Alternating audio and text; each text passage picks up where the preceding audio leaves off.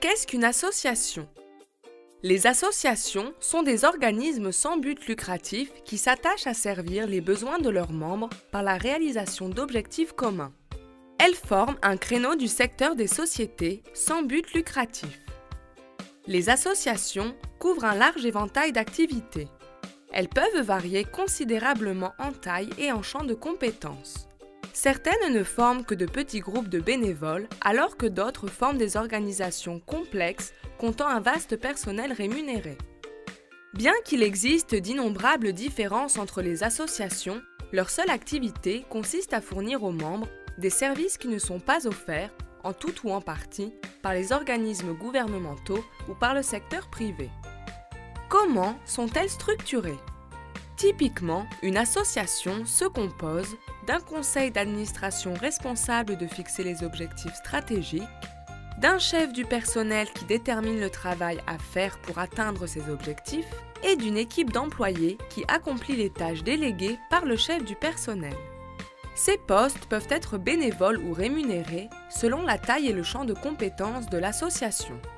Alors, comment les associations se distinguent-elles des sociétés commerciales? Eh bien, les associations se distinguent à plusieurs égards des sociétés commerciales, principalement dans leur but et dans la façon dont elles répartissent les revenus. Les sociétés commerciales sont essentiellement des entités à but lucratif. Cela veut dire que leur but principal est de rapporter des bénéfices à leurs actionnaires. Les associations, en revanche, sont des entités sans but lucratif, ce qui signifie qu'elles ne sont pas motivées par le profit. Leur principal objectif est plutôt de servir les membres. Est-ce à dire que les associations ne réalisent aucun revenu? Eh bien, pas tout à fait. Le nom est un peu trompeur et bien que ce ne soit pas leur objectif, il n'est pas rare que les associations réalisent un bénéfice. La différence vraiment tient à la façon dont l'association répartit ce bénéfice.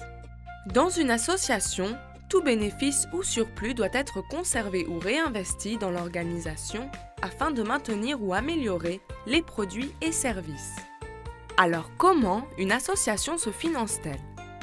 Eh bien, la principale méthode de financement consiste à percevoir des cotisations. Certaines associations peuvent également obtenir du financement grâce à des options telles que les subventions, collecte de fonds et dons du public. Alors les associations sont-elles toujours appelées des associations? Eh bien, pas toujours. Dans certains cas, les associations sont appelées par d'autres noms, dont ceux d'organisations bénévoles, initiatives philanthropiques, organismes de bienfaisance ou projets sociaux. Certaines mentionnent le mot association dans leur raison sociale et d'autres non. Voici quelques exemples d'associations que vous connaissez peut-être. Association dentaire canadienne, Chambre de commerce du Canada, Institut canadien de plomberie et chauffage et Association des massothérapeutes de l'Ontario. Bref, les associations sont des organismes sans but lucratif de forme et de taille diverses et poursuivant divers objectifs. Mais en dépit de ces différences, leurs principes et fonctions de base restent les mêmes. Offrir des produits et services répondant aux besoins des membres.